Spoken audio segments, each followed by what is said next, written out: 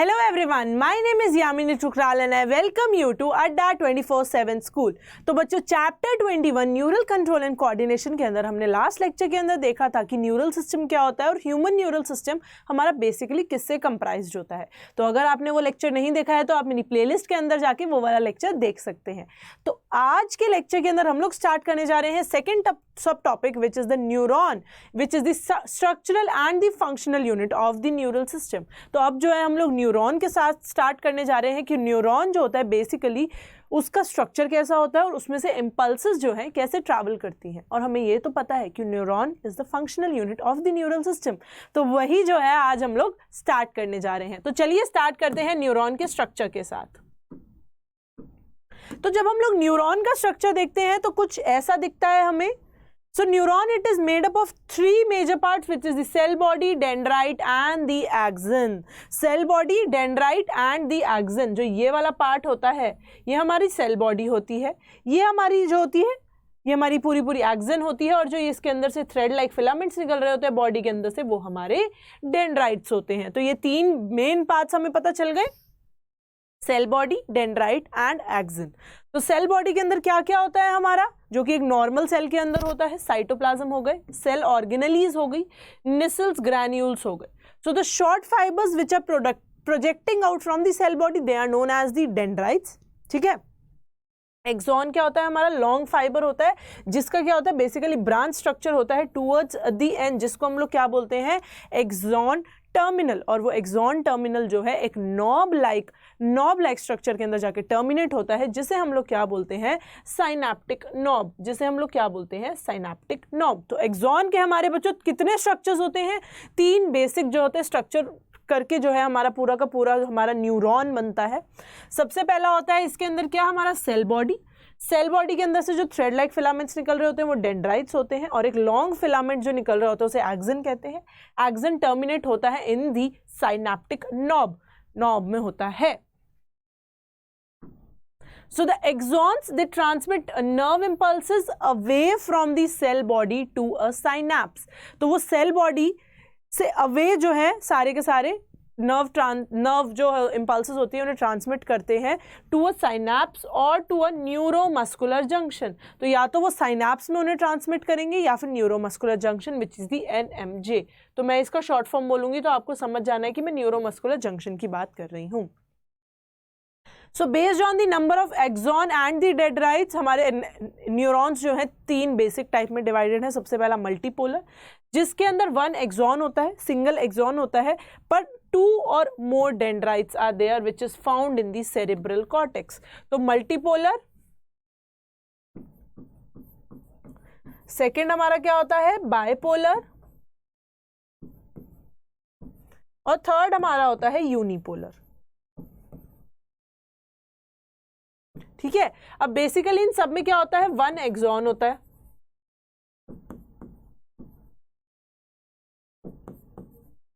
Axon तो तीनों में है, ठीक है, वन है। पर मल्टीपोलर के अंदर क्या होता है, to or more dendrites. To or more dendrites मतलब मल्टीपल डेंड्राइट्स होते हैं, इसलिए हम लोग इसे क्या बोलते हैं मल्टीपोलर बोलते हैं।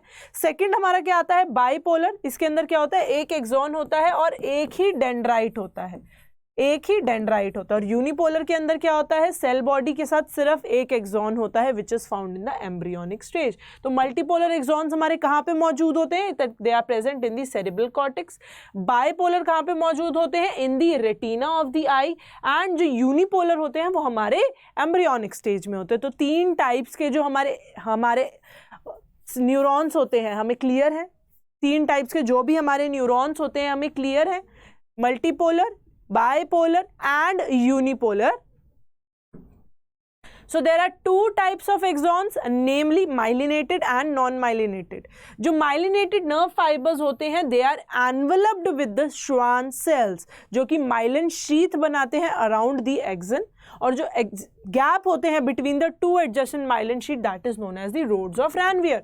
तो जब हम लोग ये structure देखते हैं तो ये माइलिनेटेड हमारा जो है न्यूरॉन है, देख सकते हो आप ये एक्सॉन के ऊपर जो है ये कवरिंग है ना, ये कवरिंग है। तो ऐसी जो कवरिंग होती है इसे हम लोग क्या बोलते हैं, माइलिन शीथ बोलते हैं। क्या बोलते हैं, माइलिन शीथ। और उसके अंदर क्या होते हैं, हमारे श्वान सेल्स होते हैं।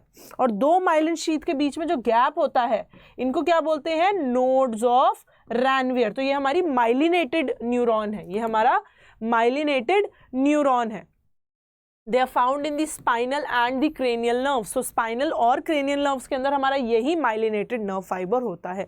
तो जब हम बात करेंगे अनमाइलिनेटेड नर्व फाइबर की, it is enclosed by a Schwann cell that does not form a myelin sheath. तो इसमें जो श्वान सेल होता है वो माइलिन शीथ फॉर्म नहीं करता, मतलब जो हमारा एक्सन है वो हमारा नेकेड होगा। ठीक है, it is commonly found in the autonomous and the somatic neural system which is the composition of PNS। Peripheral nervous system की यही दो डिविजन्स होती हैं, ऑटोनॉमस एंड सोमैटिक, है ना। Autonomous and somatic neural system होता है। तो उसके अंदर क्या होता है, हमारा अनमाइलिनेटेड न्यूरॉन्स होते हैं जिसके अंदर कोई भी माइलिन शीथ नहीं होती है, कोई भी आउटर कवरिंग नहीं होती है, और श्वान सेल जो है कोई भी कवरिंग फॉर्म नहीं करते। तो हमारा जो एक्सन होता है वो नेकेड होता है, जो हमारा एक्सन होता है वो नेकेड होता है।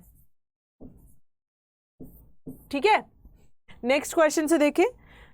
सो नेक्स्ट स्लाइड पे अगर हम चले तो हम देखेंगे कि generation and the conduction of the nerve impulse. अब हमारी नर्व इंपल्स कैसे जनरेट होती है और कैसे कंडक्ट होती है। So first the ion channels, they are present in the neural membrane. Neural membrane के अंदर हमारे आयन चैनल्स होते हैं विच आर सेलेक्टिवली परमिएबल, मतलब वो कुछ ही जो है आयंस को सेलेक्ट करके उनको परमिट करती है। ठीक है, so when the neuron is not conducting impulse, जब एक न्यूरॉन जो हमारा रेस्टिंग स्टेज पे होता है, जो उसकी एक्सनल मेम्ब्रेन होती है, it is more permeable to K+ ion which is the potassium ion,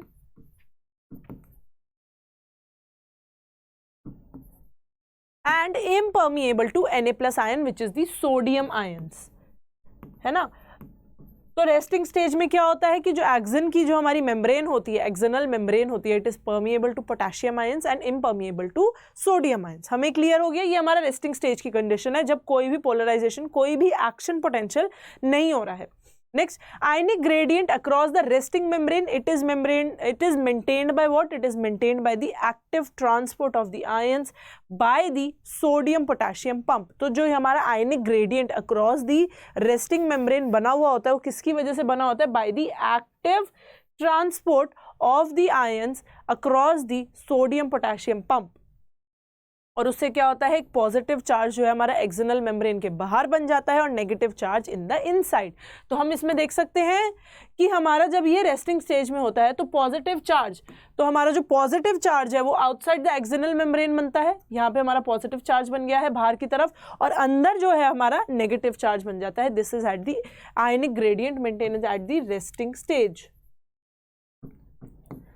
और सोडियम पोटेशियम पंप से जो है हमारा आयनिक ग्रेडियंट बना रहता है। पोटेशियम के परमिएबल होते हैं, सोडियम के इम्परमिएबल होते हैं। तो जो हमारा एक्सनल मेम्ब्रेन के बाहर जो है पॉजिटिव चार्ज मेंटेन हो जाता है और अंदर हमारा नेगेटिव चार्ज।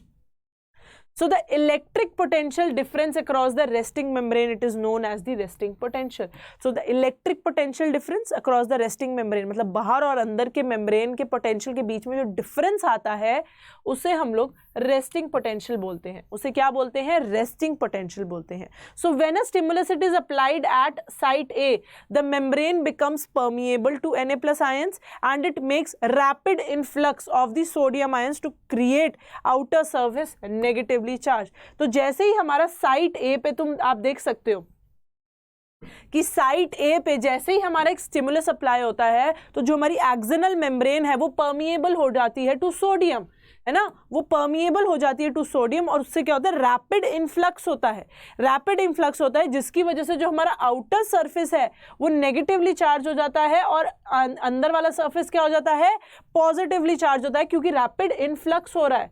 रैपिड इनफ्लक्स, तो जब रैपिड इनफ्लक्स होता है तो सोडियम जो है हमारा अंदर आ जाता है और उसकी वजह से अंदर वाले जो है हमारे पॉजिटिवली चार्ज हो जाता है एक्सनल मेम्ब्रेन के अंदर और बाहर जो है नेगेटिवली चार्ज हो जाएगा। ठीक है, उसके बाद में it creates outer surface negatively charged and inner membrane positively charged, that creates an action potential। तो ये difference जो हमारा create होता है by the impulse, वो हमारा क्या करता है? action potential और the nerve impulse को generation करता है, को generate करता है। तो हमें generation पता चल गया कैसे होता है। एट द रेस्टिंग स्टेज जो हमारी एक्सिनल मेम्ब्रेन है it is impermeable to sodium, पर वो पोटेशियम के परमिएबल रहती है। पर जैसे ही इम्पल्स आती है तो सोडियम का इन्फ्लक्स होने लग जाता है और अंदर से जो है हमारी एक्सिनल मेम्ब्रेन पॉजिटिवली चार्ज हो जाती है और बाहर से नेगेटिव हो जाती है, and this creates an action potential और ई नर्व इम्पल्स। ठीक है,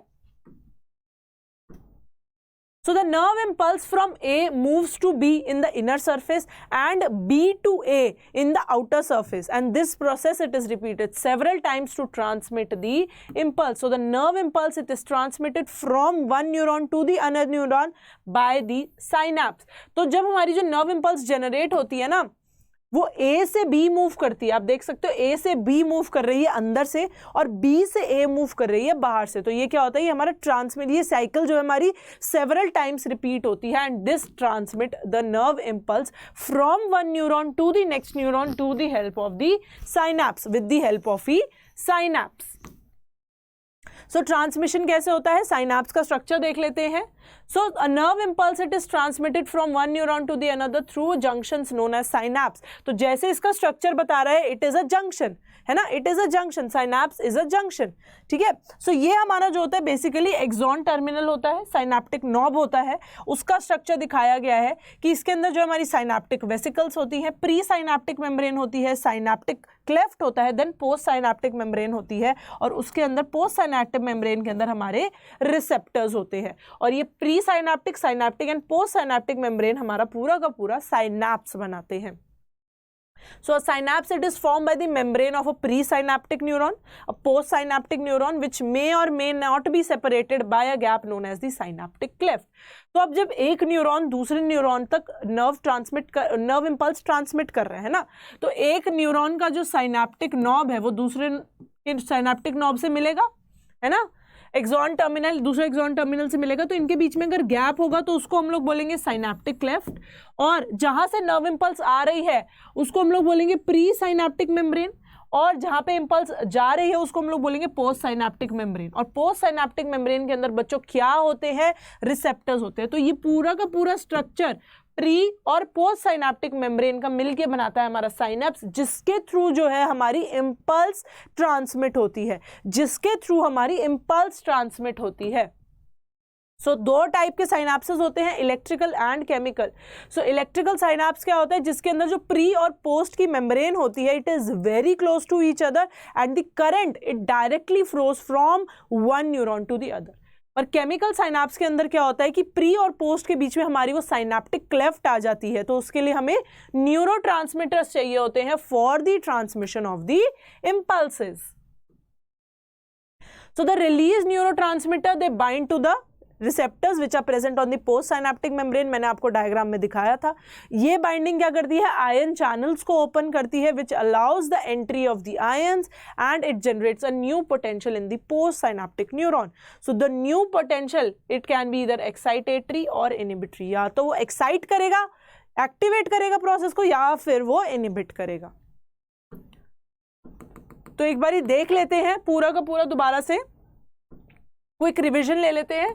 तो न्यूरॉन के जब हम स्ट्रक्चर की बात करते हैं 3 पार्ट्स में डिवाइडेड होता है, cell body, dendrite and axon. जब हम इसके स्ट्रक्चर को देखें तो ये वाला पार्ट होता है हमारा सेल बॉडी होता है, जिसके अंदर हमारे साइटोप्लाज्म होते हैं, सेल ऑर्गेनल्स होते हैं और निजल ग्रेन्यूल्स होते हैं। इसमें से शॉर्ट फाइबर्स निकल रहे होते हैं जिनको हम लोग डेंड्राइट्स बोलते हैं, और इसमें से एक लॉन्ग फिलामेंट निकल रहा होता है which is a branch structure known as the axon, और वो टर्मिनेट होता है into knobs known as the synaptic knobs. जो न्यूरॉन्स हैं जो न्यूरॉन्स के अंदर जो एक्सॉन्स है वो ही बेसिकली नर्व इम्पल्सेस को ट्रांसमिट करते हैं away from the cell body by a synapse और अ न्यूरोमस्कुलर जंक्शन। सो इसके बेसिस पे 3 टाइप के न्यूरॉन्स होते हैं, multipolar, bipolar and unipolar. Multipolar के अंदर एक एक्सॉन और मल्टीपल डेंड्राइट्स होंगे, बाइपोलर के अंदर एक एक्सॉन और एक डेंड्राइट होगा, और यूनिपोलर के अंदर सिर्फ एक एक्सॉन होगा, नो डेंड्राइट्स। ठीक है, तो वैसे ही 2 टाइप के होते हैं, unmyelinated and myelinated nerve fibres. Neuron जब एक लिपिड शीथ से कवर्ड होता है which is the myelinated sheath and it consist of Schwann cells, और उन माइलिनेटेड शीथ्स के बीच में जब गैप होता है, नोड्स ऑफ रैनवियर, उसको हम लोग बोलते हैं माइलिनेटेड न्यूरॉन। ठीक है, क्योंकि वो कवर्ड होता है, और ये हमारा कहाँ पे प्रेजेंट होता है, spinal and the cranial nerves.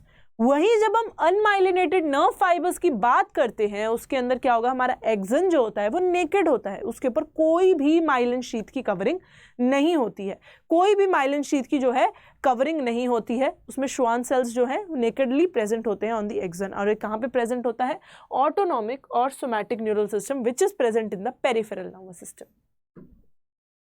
Generation and conduction of nerve impulse की जब हम बात करते हैं तो हमारे जो है आयन चैनल्स प्रेजेंट होते हैं इन द न्यूरल मेम्ब्रेन, जो कि सेलेक्टिवली परमिएबल होते हैं टू द आयंस, जो कि यहाँ पे सिर्फ सोडियम और पोटेशियम के परमिएबल होते हैं। पर जब रेस्टिंग स्टेज के अंदर हमारी जब रेस्टिंग पोटेंशियल रेस्टिंग स्टेज के अंदर न्यूरॉन होता है तो उसके अंदर ना ही सोडियम से इम्पर्मिएबल होता है, पोटेशियम से परमिएबल होती है हमारी एक्सटर्नल मेम्ब्रेन। ठीक है, तो इसमें क्या होता है, जब सोडियम से नहीं सिर्फ पोटेशियम से परमिएबल होती है तो इसमें रेस्टिंग मेम्ब्रेन के अंदर क्या होता है, एक्सटर्नल मेम्ब्रेन के अंदर नेगेटिव चार्ज होता है और बाहर जो होता है पॉजिटिवली चार्ज होता है। तो the ionic gradient it is maintained by the active transport of the ions and it develops a positive charge outside the external membrane and negative charge inside. कौन सा पंप होता है इसमें, सोडियम पोटेशियम पंप। ये हमारा resting stage की जब condition होती है, जैसे ही एक इम्पल्स आएगी तो पॉइंट ए पे आप देख सकते हो कि रैपिड इनफ्लो हो जाएगा हमारा सोडियम आयंस का, तो वो क्या करेगा, चार्ज को रिवर्स कर देगा। एक्सटर्नल मेम्ब्रेन के अंदर जो नेगेटिवली चार्ज था वो पॉजिटिवली चार्ज बन जाएगा और एक्सटर्नल मेम्ब्रेन के बाहर जो है नेगेटिवली चार्ज हो जाएगा। ठीक है, तो रैपिड इनफ्लक्स क्या करेगा, ये एक एक्शन पोटेंशियल जनरेट करेगा या फिर नर्व इंपल्स जनरेट करेगा जिसमें सोडियम आयंस का इन्फ्लक्स होगा। It causes the reversal of the charges, अंदर पॉजिटिव हो जाता है, बाहर नेगेटिव हो जाता है। ठीक है, उसके बाद में क्या आएगा, जो नर्व इंपल्स है हमारी ए से बी मूव करेगी in the inside, A point से बी पॉइंट मूव करेगी in the inside of the axon और बाहर से बी से ए को मूव करेगी। ठीक है, तो ये जो है ये साइकिल जो है सेवरल टाइम्स रिपीट होगी और इससे क्या होगा, हमारा ट्रांसमिशन ऑफ द इंपल्सेस होगा। तो नर्व इंपल्स हमारी कहाँ से ट्रांसमिट होती है, from one neuron to the another neuron by the help of a synapse. तो जब हम साइनैप्स का स्ट्रक्चर देखें तो वो कुछ ऐसा नॉब लाइक स्ट्रक्चर है जो हमने न्यूरॉन के स्ट्रक्चर में देखा था। हमारे एक्सन जो है टर्मिनेट होते हैं इनटू नॉब्स, साइनैप्टिक नॉब्स। तो जहां से हमारी नर्व इंपल्स आ रही है वो हमारा बनाएगा प्री साइनैप्टिक मेम्ब्रेन और जहां पे वो इंपल्स जा रही है उस नॉब को बोलेगा पोस्ट साइनैप्टिक मेम्ब्रेन। जब वो प्री और पोस्ट के बीच में गैप होगा उसे हम लोग बोलेंगे साइनैप्टिक क्लेफ्ट और जब गैप नहीं होगा वो डायरेक्टली ट्रांसमिट हो जाएगी। ठीक है, तो साइनैप्स बेसिकली है जंक्शन, है ना, कि एक पॉइंट से दूसरे पॉइंट को कनेक्ट करने वाला जंक्शन होता है। तो based on whether the synapse it is electrical और केमिकल, ये जो है साइनैप्टिक क्लेफ्ट डिटरमाइन करता है कि वो होगा या फिर नहीं होगा। अगर इलेक्ट्रिकल इंपल्स है तो डायरेक्टली प्री साइनैप्टिक मेम्ब्रेन से पोस्ट साइनैप्टिक मेम्ब्रेन में ट्रैवल कर जाएगी, तो साइनैप्टिक क्लेफ्ट नहीं होता इस केस में। पर जब केमिकल साइनैप्स होता है तो प्री साइनैप्टिक से जब नर्व इंपल्स निकली वो बीच में साइनैप्टिक क्लेफ्ट में न्यूरोट्रांसमीटर के थ्रू जो है पोस्ट साइनैप्टिक मेम्ब्रेन में जाएगी, वहां पे रिसेप्टर्स पे बाइंड करेगी विच आर आयन सेंसिटिव और फिर जाके वही एक्शन पोटेंशियल जनरेट होगा विच कैन बी एक्साइटेटरी, या तो किसी चीज को बढ़ावा देगा या फिर इनहिबिट करेगा। तो ये था हमारा neuron and the transmission of the nerve impulses. चलिए इससे रिलेटेड कुछ क्वेश्चंस देख लेते हैं। So the myelin sheath is derived from A microglia, B neuroglial cells, C Schwann cells या फिर डी नर्व सेल्स। जो माइलिन शीथ होती है जो कि एक्सॉन को कवर करती है वो किससे डिराइव्ड होती है, कौन से सेल्स उसमें मौजूद होते हैं, A microglia, B neuroglial cells, C Schwann cells या फिर D nerve cells. A B C D क्या रहेगा इसका आंसर। हमने देखा था कि क्या होता है, ऑप्शन सी श्वान सेल्स जो है हमारे इसी माइलिन शीथ को गिव राइज करते हैं। So they are derived from the Schwann cells. The myelin sheath which is the outer covering present at the axon, it is derived from the Schwann cells. Next question, Nissl granules, they are found in nerve cells, WBC, RBC and platelets. किसके अंदर जो है हमारे Nissl granules होते हैं, A, B, C, D, nerve cells, WBC, RBC या फिर platelets. अभी हमने देखा था Nissl granules हमारी सेल बॉडी के अंदर प्रेजेंट होते हैं और सेल बॉडी हमारी किसके अंदर होती है, नर्व सेल यानी न्यूरॉन के अंदर। तो option A will be correct, option A will be correct. Next question, a nerve impulse jumps from one dash to another during saltatory conduction. तो जैसे कि मैंने बताया था कि माइलिन शीथ के बीच में जो हमारे गैप्स होते हैं उनको हम क्या बोलते हैं, वहां पे हमारी जो है नर्व्स ऐसे, ये एक्सन है हमारा, ये माइलिन शीथ है, तो नर्व इम्पल्स जिसको मैं दूसरे कलर से डिनोट करूंगी वो यहां से जंप करेगा, फिर यहां से जंप करेगा, फिर यहां से जंप करेगा। तो ये पॉइंट्स क्या थे हमारे, जो माइलिन शीथ के बीच में गैप्स आ रहे थे वो पॉइंट्स क्या थे, वो पॉइंट्स हमारे nodes of Ranvier. Option C will be correct, nodes of Ranvier. यहां से जो है इलेक्ट्रिकल इंपल्स आएगी, जंप करेगी, फिर जंप करेगी, फिर जंप करेगी, ऐसे ट्रैवल नहीं करती, वो सिर्फ अनमाइलिनेटेड नर्व फाइबर्स के अंदर स्ट्रेट ट्रैवल करती है। Next question, which of these has the highest permeability in the resting nerve cell, calcium ions, sodium ions, potassium ions या फिर iodide ions. A B C D, Cl minus Na plus K plus या फिर ion. तो resting nerve cell के अंदर क्या होता है, पोटेशियम के तो इम्पर्मिएबल होता है ना, एक्सिनल मेम्ब्रेन इम्पर्मिएबल, पर किसके परमिएबल होता है, अगर सोडियम पोटेशियम पंप है तो उसके अंदर सोडियम के इम्पर्मिएबल है, तो किसके परमिएबल होता है, पोटेशियम के परमिएबल होता है। तो option C will be correct, option C will be correct, K plus, option C, oh next question पे चला गया, option C will be correct which is the K plus will be correct. Then the last question is neurotransmitter, they can inhibit or excite neurons. Neurotransmitter किस में use होते हैं, हमारे chemical synapse में, किस में यूज होते हैं, chemical synapse में, and they can inhibit or excite the neurons. Dash for example is inhibitory, dash is excitatory. ये आप लोगों का होमवर्क रहेगा कि आपने मुझे बताना है कि कौन सा जो हमारा न्यूरोट्रांसमीटर है वो इनहिबिटरी है और कौन सा जो है एक्साइटेटरी है। A B C D इनके बारे में गूगल करो, बुक्स में पढ़ो, आपको मिल जाएगा कि इनहिबिटरी कौन सा है और एक्साइटेटरी कौन सा है। तो ये होमवर्क आपको मैं नेक्स्ट लेक्चर के अंदर पूछूंगी। ओह, आंसर नहीं दिखाना था, आंसर नहीं दिखाना था। So thank you for watching the video. अगर आपको मेरी वीडियो पसंद आई है तो लाइक करना है, कमेंट करना है, शेयर करना है, अड्डा 24/7 स्कूल के चैनल को सब्सक्राइब करना है। मिलते हैं नेक्स्ट लेक्चर के अंदर, तब तक के लिए बाय बाय।